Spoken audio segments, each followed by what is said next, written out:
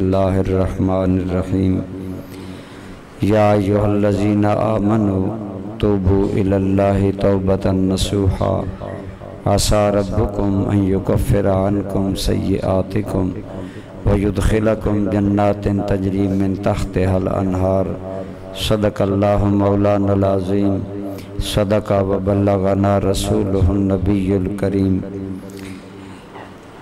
فضل ذیشان حضرت علامہ مولانا توصیف احمد قاسم صاحب زید شرفکم، زینت محفل الحاج حاجی محمد جاوید صاحب زید مجدکم، دیگر قابل احترام حضرات سامعین، حضور نبی کریم صلی اللہ علیہ وآلہ وسلم اپنے صحابہ کرام سے گاہے بگاہے مختلف کاموں پر بیعت لیتے تھے۔ بیعت کا مطلب ہوتا ہے عہد کرنا، وعدہ کرنا کہ میں ایسا کروں گا۔ بیعت اسلام، سرکار کسی سے اسلام لانے کی بیعت لیتے، کبھی صحابہ سے جہاد پر بیعت لیتے، کبھی اسلام کے لیے اپنا تن من دھن سب کچھ لٹا دینا، اور کبھی حضور گناہوں کے ترک پر بعض صحابہ سے بیعت لی۔ اس کو بیعت توبہ کہتے ہیں۔ آج امت میں پیر اور مرید کا رشتہ حقیقت میں یہی ہے کہ مرید اپنے پیر کے ہاتھ میں ہاتھ دے کر یہ عہد کرتا ہے کہ میں گناہوں سے توبہ کرتا ہوں اور آئندہ میں اللہ کی نافرمانی نہیں کروں گا۔ تو چونکہ اسی سلسلہ میں آج ہمارا یہاں جمع ہونا ہے، میرے پیش نظر یہ تھا کہ ہم اس بیعت کو ایک رسم بنا کر نہ چلیں، بلکہ گاہے گاہے مل بیٹھیں، اپنے دوستوں سے ایسی گفتگو کریں جس سے ان کی رہنمائی ہو۔ تو عزیزان گرامی قدر، آپ اور میں ہم سب انسان ہیں، ہماری فطرت میں بھول جانا ہے، ہماری فطرت میں خطا ہے، ہم غلطی کر بیٹھتے ہیں، ہم سے گناہ ہو جاتے ہیں۔ کوئی کبھی یہ نہ سمجھے کہ میں گناہگار نہیں ہوں۔ خطا انسان کی فطرت میں شامل ہے، انسان سے گناہ ہو جاتا ہے، غلطی ہو جاتی ہے، بھول ہو جاتی ہے۔ گناہ ہو جانا یہ کوئی عیب نہیں، غلطی ہو جانا یہ انسان کا کوئی عیب نہیں، لیکن غلطی اور گناہ پر اڑ جانا، ڈٹ جانا، بار بار کرنا یہ عیب ہے۔ لہٰذا آپ دیکھیں، شیطان نے غلطی کی، اللہ کے حکم کے باوجود آدم علیہ السلام کو سجدہ نہیں کیا، لیکن اڑ گیا، ڈٹ گیا۔ اللہ نے فرمایا تو نے سجدہ کیوں نہیں کیا؟ کہنے لگا میں نے ٹھیک کیا ہے، آدم مٹی سے پیدا ہوا، میں آگ سے پیدا ہوں، میں آلہ ہوں، میں آدم کو سجدہ کیوں کروں؟ یہ اڑ گیا، ڈٹ گیا، لعنتی ہو گیا۔ بھول حضرت آدم علیہ السلام سے بھی ہوئی تھی کہ آپ اس درخت کے قریب چلے گئے جس کے قریب جانے سے اللہ نے منع کیا تھا، لیکن ہمارے جد اعلیٰ اڑ نہیں گئے، فوراً جو ہی احساس ہوا تو جھک گئے، اللہ کی بارگاہ سے معافی مانگی، اللہ نے معاف فرما کر مقام محبوبیت پر فائز فرما کر آپ کو اعلیٰ مقام عطا فرمایا۔ اس سے پتہ چلا کہ بھول ہو جانا، غلطی ہو جانا، گناہ ہو جانا یہ کوئی اتنا بڑا عیب نہیں ہے۔ گناہ پر اڑ جانا اور بار بار گناہ کرنا یہ عیب ہے۔ اور مرید مرشد کے ہاتھ میں ہاتھ رکھ کر حقیقت میں یہ عہد کرتا ہے کہ میں اپنی پچھلی زندگی کی روش کو بدلوں گا اور آئندہ میں حتی الامکان خطا، غلطی اور گناہ سے بچوں گا۔ تو دوستان ذی قدر، اس کو کہا جاتا ہے بیعت توبہ، توبہ کر لینا۔ توبہ کا معنی ہوتا ہے واپس لوٹانا، یعنی جس نافرمانی کی ڈگر پر جا رہا ہے اس سے واپس اپنے رب کی فرما برداری کی طرف آ جانا۔ تو آپ اور میں نے اپنے شیخ کریم کے ہاتھ میں ہاتھ دے کر عہد کیا کہ میں حتی المقدور اللہ رسول کی اطاعت کروں گا، نافرمانی نہیں کروں گا۔ آپ نے بھی یہ عہد کیا، اسی عہد کو نبھانا حقیقت میں بیعت کو نبھانا ہے۔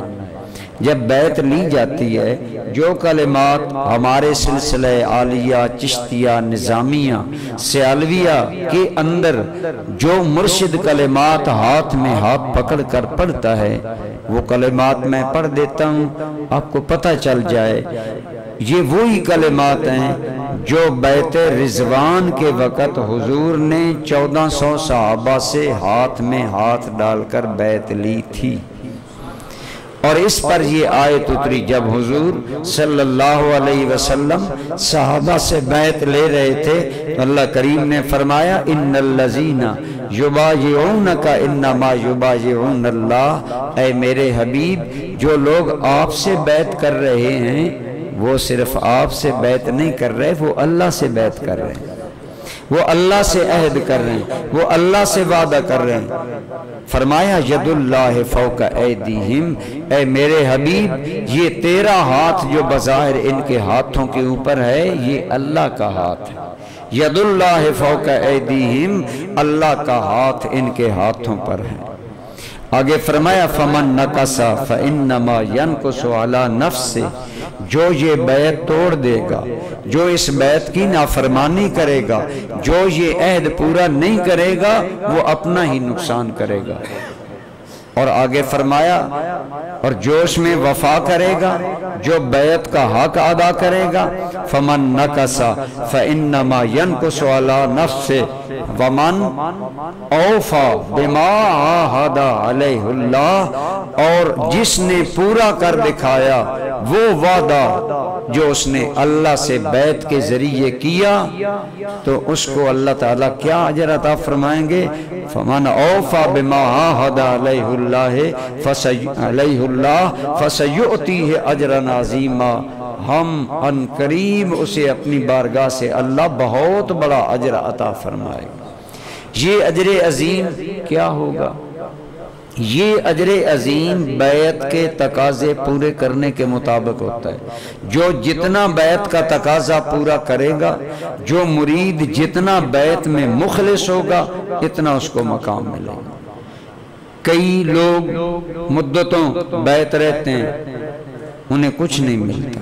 حضرت خواجہ نظام الدین اولیاء محبوب الہی رحمت اللہ تعالی علیہ حضور شیخ الاسلام والمسلمین بابا فرید الدین گنج شکر کی بارگاہ میں آئے تو آپ نے بہت جلد خلافت دے دی۔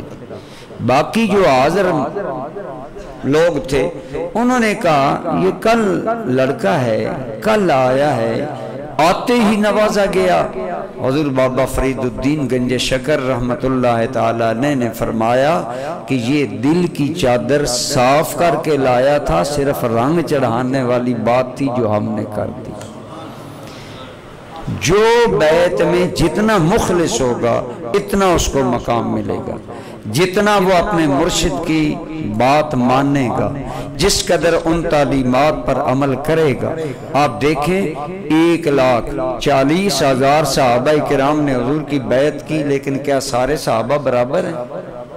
حضور بابا فرید الدین گنج شکر کے ہاتھ پر ہزاروں گوندلوں اور ہزاروں پنجاب کی برادریوں نے ایمان قبول کیا، لیکن نظام الدین اولیاء وہ ایک جس میں کئی ولیوں کی پاور تھی، وہ ایک ہی بنا۔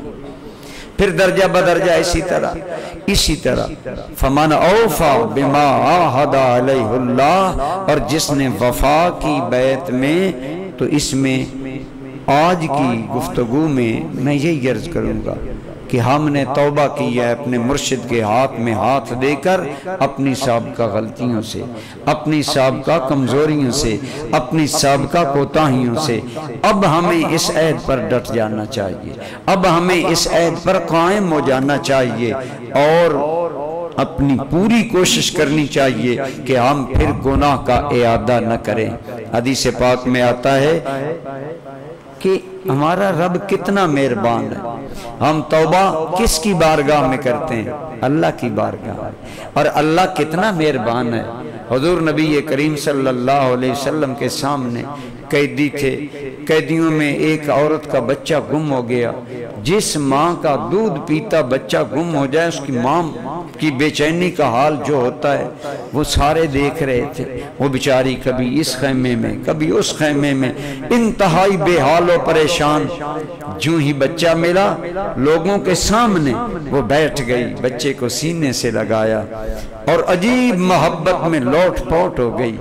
اس کی اس محبت نے حضور رسول رحمت کو بڑا متاثر کیا۔ حضور وہ معلم تھے، حضور وہ مربی تھے جو کوئی بھی تربیت کا موقع ضائع نہیں جانے دیتے تھے۔ آپ نے صحابہ سے سوال کیا، صحابہ آپ نے اس ماں کا اس بچے سے پیار ملاحظہ کیا؟ یا رسول اللہ بے حد پیار ہے، اور ماں تو لوٹ پوٹ ہو گئی بچے پر۔ آپ نے فرمایا یہ بتاؤ اگر اس ماں کے بس میں ہو کہ یہ بچے کو آگ میں ڈالے بھی تو کیا یہ ڈالنا پسند کرے گی؟ نہیں یا رسول اللہ، ماں کب اپنے بچے کو آگ میں ڈالتی ہے؟ فرمایا مجھے اس اللہ کی قسم جس نے مجھے اپنا رسول بنا کر بھیجا ہے، اے لوگو اس ماں کے دل میں وہ محبت بچے کے لیے نہیں جو تمہارے لیے محبت تمہارے رب کے دل میں، جو تمہارے اللہ کو تم سے محبت ہے۔ اللہ اپنے بندوں سے اتنی جب محبت کرتا ہے تو وہ کیسے بندوں کو جہنم میں ڈالے گا، بشرطے کہ بندے اپنے کیے ہوئے وعدہ توبہ پر پورے رہیں۔ ایک اور حدیث پاک ہمیں ملتی ہے، حضور صلی اللہ علیہ وسلم نے مثال دے کر فرمایا، ایک مسافر ہو، اونٹنی پر اس کا زاد راہ ہو، وہ جنگل میں جا رہا ہو اور اسی میں پانی، اسی میں کھانا، اسی میں سارے معاملات، وہ ایک جگہ رکتا ہے، اٹھتا ہے تو اونٹنی غائب، پانی بھی اونٹنی پر، لباس بھی اونٹنی پر، خوراک بھی اونٹنی پر، اب جنگل بیابان ہے، وہ اکیلا ہے، اونٹنی مل نہیں رہی، وہ اونٹنی کو تلاش کرتا ہے، ڈھونڈ ڈھونڈ کر تھک گیا، اونٹنی ملی نہیں، اس کی مایوسی یہاں تک پہنچ گئی کہ وہ بیٹھا موت کا انتظار کر رہا ہے کہ میری پیاس، میری بھوک حد سے بڑھ گئی، اب تو موت ہی ہے، جنگل ہے، کسی کو میرا کوئی پتہ نہیں۔ وہ لیٹ گیا موت کے انتظار میں، آنکھیں بند کر لیں کہ ابھی مجھے موت آتی ہے، کہ اتفاقاً آنکھ کھلی تو اس کی اونٹنی اس کے پاس موجود ہے، خوراک بھی آ گیا، پانی بھی آ گیا۔ آپ صلی اللہ علیہ وسلم نے فرمایا بتاؤ اس بندے کو اونٹنی ملنے کی کتنی خوشی ہوگی؟ یا رسول اللہ وہ خوشی ناپی تو نہیں جا سکتی، وہ خوشی بیان تو نہیں کی جا سکتی۔ آپ صلی اللہ علیہ وسلم نے فرمایا اے لوگو اس مسافر کو اپنی گم شدہ اونٹنی ملنے پر وہ خوشی نہیں ہوتی جو خوشی میرے رب کو اس وقت ہوتی ہے جب اس کا کوئی بھولا ہوا بندہ توبہ کر کے اس کے پاس واپس آ جاتا ہے۔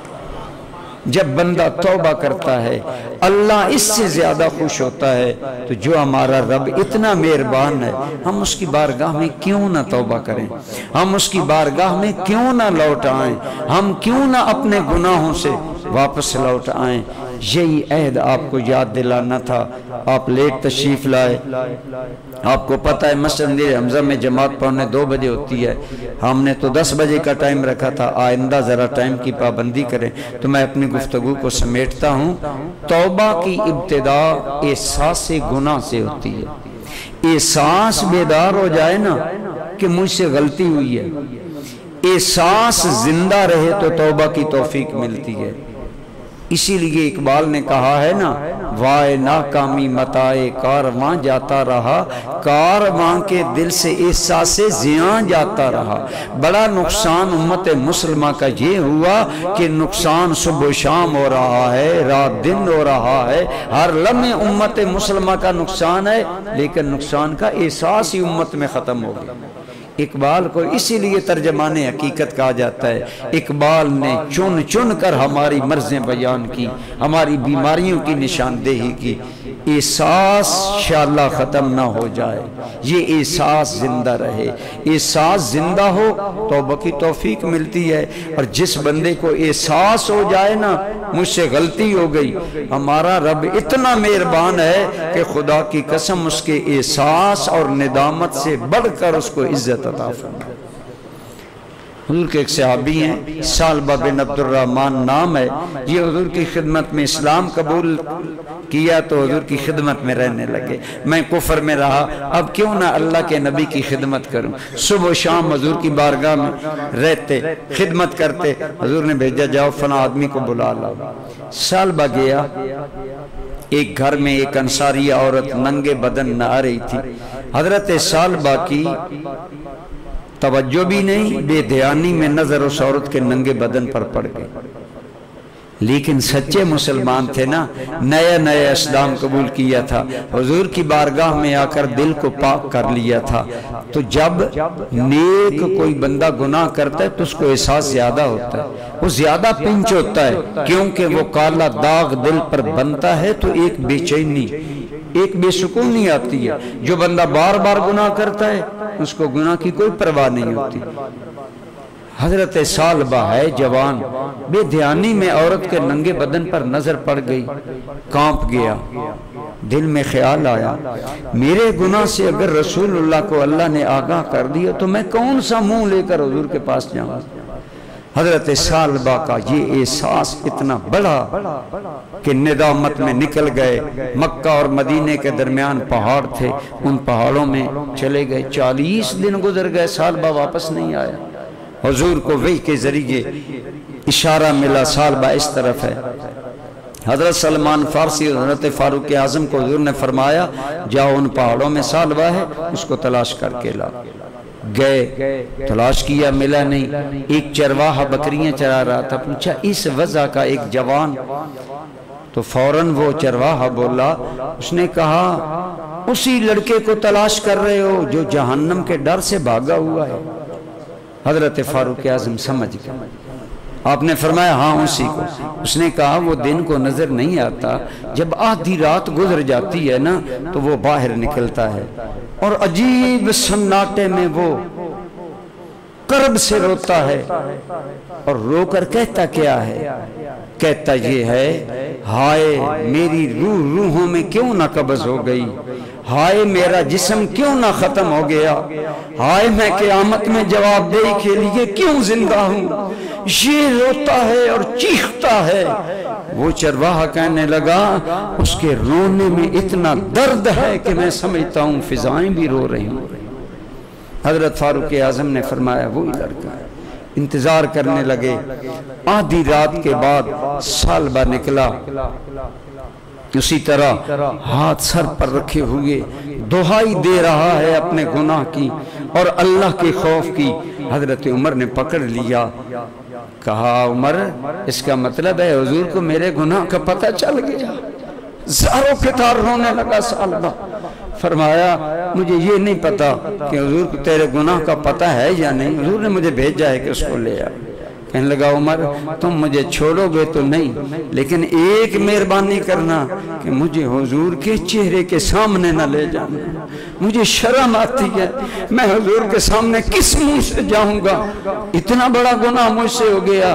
حضرت عمر نے فرمایا حضور نے تمہیں یاد کیا ہے، آؤ چلے۔ صبح کی نماز کے وقت مدینہ میں پہنچے، نماز ہو رہی ہے، کیسی نماز ہوگی جو حضور پڑھا رہے ہیں، کیسی نماز ہوگی جو صحابہ پڑھ رہے تھے۔ حضور صلی اللہ علیہ وسلم قیامت پر مبنی آیات پڑھ رہے تھے۔ حضرت ثعلبہ جن کا دل پہلے ہی اللہ کے خوف میں پسیج چکا تھا، غش کھائی، بے ہوش ہو گئے۔ حضور نماز سے فارغ ہوئے، جو ہی حضرت عمر کو دیکھا تو پوچھا ثعلبہ کو لائے ہو؟ جی یا رسول اللہ۔ کہاں ہے؟ یا رسول اللہ ثعلبہ تو بے ہوش پڑا ہے۔ حضور تشریف لائے، حضرت ثعلبہ کو کہا ثعلبہ کیا وجہ ہے، اور اپنا کتنا ہمارا رب کریم ہے اور کتنے ہمارے آقا کریم۔ حضور نے مہربانی فرمائی، حضرت ثعلبہ کا سر اٹھا کر اپنی گود میں رکھ لیا اور فرمایا ثعلبہ پڑھو نا، ربنا ظلمنا انفسنا وَإِن لَّمْ تَغْفِرْ لَنَا وَتَرْحَمْنَا لَنَكُونَنَّ مِنَ الْخَاسِرِينَ۔ सालबा सर घसीट कर हुजूर की गोद से नीचे कर लेता है। हुजूर ने फिर सर पकड़ कर झोली में रखा। हजरत सालबा फिर खींच कर कहता है, या रसूल अल्लाह, मेरा ये सर इतना नापाक है कि अल्लाह के नबी की पाक गोद में ये नहीं ठहर सकता। मुझे शर्म आती है कि मेरा नापाक सर हुजूर की गोद में हो। हुजूर हजरत सालबा को दिलासा दे रहे हैं। ये लंबा वाकया है। हुजूर ने बड़ी तसल्ली दी, ऐ सालबा, अल्लाह तुम्हें माफ कर देगा। और आपने फरमाया, ला तकनतु मिर रहमतिल्लाह, अल्लाह की रहमत से मायूस न हुआ करो। इन्नल्लाह यगफिरुज़्ज़ुनूब जमीआ, अल्लाह सारे गुनाह माफ करने वाला है। हुजूर ने ये बशारत हजरत सालबा को सुनाई। जब ये बशारत सुनी कि हुजूर की ज़बानी, अल्लाह मुझसे राजी हो गया है, हजरत सालबा ने चीख मारी, जान रब के हवाले हो गई। हुजूर ने फरमाया, सालबा की तैयारी करो। हजरत सालबा कि जनाजा तैयार हो गया। हुजूर जब जनाजा पढ़ाने आए तो साहबा ने देखा हुजूर पूरा कदम जमीन पर नहीं लगाते, पंजों के बल चल रहे हैं। या रसूल अल्लाह, क्या वजह है, आप पांव के पंजों पर चल रहे हैं? फरमाया, लोगो, मेरे सालबा की तौबा मेरे रब को इतनी पसंद आई है कि अल्लाह ने सालबा के जनाजे में इतने फरिश्ते भेजे हैं कि मैं पूरा कदम भी जमीन पर नहीं लगा सकता। ये है रब की शान करीमी। बैत का एक मकसद बैत तौबा है। हम अपने पिछले गुनाहों से तौबा करें, हम अपने रब को राजी करें, हम अपने रब को मनाएं और अल्लाह से माफ़ी चाहें। दोस्ताने जी कदर, मैं बात कर रहा था, तौबा की इब्तिदा एहसास से होती है। एहसास ना मरने दें, एहसास को जिंदा रखें। छोटी सी गलती पर भी बेचैन हो जाना। आज हम सूद खाते हैं, हम चोरियां करते हैं, हम गरीबों का माल दबाते हैं, हम माँ बाप की नाफरमानियां करते हैं, हम पड़ोसी को सीख पर चढ़ाए रखते हैं। हमारा जिंदगी में मकाम यह है कि हमसे हर कोई तंग होता है। सहाबा किराम का एहसास कितना बेदार था। एक सहाबी नहीं, अगर मैं आपको वाकयात सुनाता जाऊं बहुत टाइम लगे। हज़रत के एक सहाबी है, उससे गलती हो गई, इतना एहसास हुआ कि मेरा रब पता नहीं मुझे माफ करेगा कि नहीं, मौत आ गई, मैं कैसे अजाब। उसने क्या किया, घर से चला, रस्सी ली, खुद ही मदीना मुनव्वरा में आकर मस्जिद नबी के सतून के साथ खड़ा होकर साहबा को कहने लगा, मुझे सतून से कस कर बांध दो। क्यों भाई, क्या वजह है, क्यों तुम्हें बांध? मुझसे गुनाह हो गया और माफी का पता नहीं मिले न मिले। मैं हुजूर के सामने सतून के साथ अपने आप को बांधता हूँ, जब तक अल्लाह मेरी माफी का ऐलान नहीं करेगा मैं इन रस्सियों को नहीं खोलूं। ये एहसास था सहाबी का और अजीब एहसास। उनकी तौबा कबूल हुई, ऐसी तौबा कबूल हुई कि आज भी उस सहाबी के नाम पर रियाजुल जन्ना में वो सुतून मौजूद है और उसका नाम है उस्तने तौबा। ये वो जगह है जहां पर रसूलुल्लाह के सहाबी की तौबा कबूल हुई। अल्लाह ने पैगाम भेजा, मेरे हबीब इसको हमने माफ किया। जब साहबा खोलने लगे तो कहने लगे, नहीं तुम नहीं मुझे खोलोगे, मुझे हुजूर खोल लेना, मुझे यकीन हो जाए कि मुस्तफ़ा भी राजी हो गया है, खुदा भी राजी हो गया। तौबा पिछले गुनाह मिटा देती है। मेरे करीम सल्लल्लाहु अलैहि वसल्लम ने फरमाया, कुल्लु इब्ने आदम खत्ताउन व खैरुल खत्ताईन अत-तव्वाबून। फरमाया हर आदम ज़ादा गुनाहगार है, हर आदम ज़ादे से खता होती है, हर इंसान खता का पुतला है। जैसा मैंने अर्ज़ किया, ये कभी ना समझें कि मुझसे कोई गलती नहीं होती, हर बंदे से गलती होती है, हो सकती है। तो फरमाया कुल्लु इब्ने आदम खत्ताउन व खैरुल खत्ताईन अत-तव्वाबून, और बेहतरीन खता करने वाले लोग वो हैं जो तौबा करने वाले हैं। جو توبہ کیا کرتے ہیں۔ تو دوستان ذی قدر، بیعت کا مقصد پچھلے گناہوں سے توبہ کر کے مرشد کے ساتھ ایک وعدہ کرنا ہوتا ہے کہ یہ وعدہ میں کرتا ہوں، اس وعدے پر میں قائم رہوں گا، تو انشاءاللہ اس کا فائدہ یہ ہوتا ہے۔ ایک بندہ ویسے بھی توبہ کرے تو اللہ قبول کر لیتا ہے، لیکن اللہ کے بندوں کے ہاتھ پر کرنے کا یہ مطلب ہوتا ہے کہ رسول اللہ ضامن بن جاتے تھے کہ میں ضامن ہوں کہ اللہ تمہیں معاف فرمائے۔ ایک آدمی روتا بل آتا ہلکان قسم حالت میں، یا رسول اللہ میں نے اتنے گناہ کیے ہیں کہ اگر میرے گناہ زمین پر اس طرح پھیلائے جائیں تو زمین بھر جائے۔ آپ نے فرمایا تو کیا کر بیٹھا؟ یا رسول اللہ کتنی بچیاں میں نے زندہ درگور کی، کتنی بچیوں کو زندہ درگور کرنے میں میں معاون بنا، کیا میں بھی بخشا جا سکتا ہوں؟ آپ نے فرمایا یہ بھی کوئی بات ہے، تم میرا دین قبول کرو، میرا کلمہ پڑھو، اللہ تمہیں معاف فرما دے گا اور تیرے زندگی کے پچھلے گناہ اللہ کریم معاف فرما دے گا۔ تو دوست عزیزان قدر، اس بیعت کا ایک مقصد توبہ ہوتی ہے، اپنے سے ساس کو ہمیشہ زندہ رکھیں، مجھ سے کوئی گناہ نہ ہو جائے۔ اور آپ دیکھیں نا، ہمارے آقا سید المعصومین ہیں، معصوموں کے بھی حضور سردار ہیں، لیکن آپ فرماتے ہیں کہ اے لوگو تم کیوں نہیں استغفار کرتے، تم کیوں نہیں اللہ سے اپنے کیوں پر معافی مانگتے؟ کیوں؟ یا رسول اللہ فرمایا میں ہر روز اپنے رب سے 100 مرتبہ معافی مانگتا ہوں، میں 100 مرتبہ استغفار کرتا ہوں، میں اپنے رب سے ہر دن میں 100 مرتبہ معافی مانگتا ہوں۔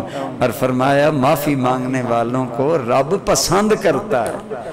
اللہ فرماتا ہے مجھے عزت کی قسم اگر تم نیک بن کر آؤ نا، مجھے اس سے اتنی خوشی نہیں جب تم گناہ لے کر آؤ اور پھر دل سے ندامت لے کر مجھ سے جب معافی مانگ رہے ہوتے ہو، تو اس وقت میں خوش ہوتا ہوں کہ میرا بندہ مانگ رہا ہے، میں عطا کر رہا ہوں۔ ہمارا رب وہ ہے جو معافی دینا پسند کرتا ہے۔ ان اللہ، حضور کی دعا ہے نا مشہور، اللہم انکا عفو تحب العفو فاعف عنا یا غفور، اے اللہ تو معاف کرنے والا ہے، معاف کرنے کو پسند کرتا ہے، بس ہمیں بھی معاف کر دے۔ تو دوستان عزیز، بیعت کا ایک مقصد اپنے گناہوں پر توبہ کرنا، اس توبہ پر قائم رہنا، لیکن استغفار اس لیے ضروری ہے کہ ہم اتنے کامل نہیں کہ ہم سے پھر غلطی نہ ہو، ہم سے پھر گناہ نہ ہو۔ سوچ میں بھی بعض اوقات گناہ ہوتا ہے۔ ایک بندہ چھوٹے قد کا ہے، آپ لمبے قد کے ہیں، آپ اس سے زیادہ حسین و جمیل ہیں، آپ کو سرو قد ملا، آپ کو گندمی گورا حسین سرخی مائل رنگ ملا، آپ ایک کالے رنگ کے بندے کو دیکھتے ہیں، آپ کے دل میں تھوڑا سا یہ خیال بھی اگر آیا کہ میں اس سے بہتر ہوں تو یہ بھی گناہ ہے، عند اللہ گناہ ہے، ہمیں پتہ ہی نہیں چلتا، بہت سے گناہ ہو جاتے ہیں۔ اس لیے اس کا آسان نسخہ یہ ہے کہ کثرت سے استغفار کیا کریں۔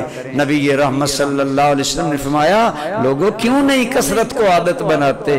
جب میں 70 مرتبہ یا 100 مرتبہ کثرت کرتا ہوں، اس سے اندازہ لگا لیں کہ کثرت استغفار کتنی حضور کو پسند ہے اور کتنی اللہ کو پسند ہے۔ اس کو عادت بنائیے، کثرت سے استغفر اللہ، اور دل سے جان بوجھ کر کبھی گناہ نہ کیا کریں، استغفار کو اپنا وظیفہ بنائیں۔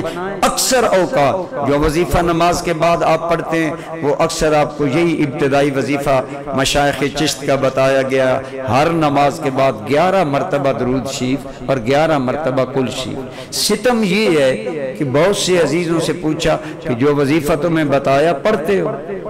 کہتے ہیں یاد ہی نہیں، ہمیں تو یاد ہی کوئی نہیں کہ آپ نے بتایا کیا تھا۔ تو یہ پھر کیا بیعت ہوئی؟ جب بیعت کا وظیفہ یاد ہی نہیں تو پھر غم کیسے کم ہو؟ پھر پریشانیاں کیسے کم ہوں، پھر آپ کے دل میں روحانیت کیسے پیدا ہو؟ یہ پڑھنے سے روحانیت پیدا ہوتی ہے۔ اور میں نے آپ کو کئی مرتبہ بتایا جس طرح آپ دوائی استعمال کریں فائدہ نہیں ہوگا، اگر ڈاکٹر لکھے گا خواہ وہ لو درجے کی دوائی ہو فائدہ ہوگا۔ یہی طریقہ مرشد کے بتائے ہوئے وظیفے کا ہوتا ہے۔ اور اس میں ایک اور بات یہ ہوتی ہے کہ جو میں وظیفہ آپ کو بتا رہا ہوں نا وہ صرف میری زبان سے آپ کو پہنچا ہے، ورنہ اس میں پیچھے فیض سلسلہ عالیہ چشتیہ کے تمام اکابر کا جاری، پیچھے سے فیض وہ آ رہا ہوتا ہے،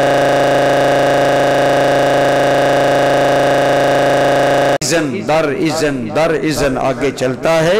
اور اسی لیے اور سلسلوں میں بعض لوگ بیعت ہوتے ہیں، میرے پاس آتے ہیں کہتے ہیں یہ پریشانی، میں عموماً ان کو یہ کہتا ہوں کہ جو آپ کے مرشد نے آپ کو وظیفہ بتایا وہ آپ پڑھنا شروع کر دیں، انشاءاللہ اللہ خیر کرے گا۔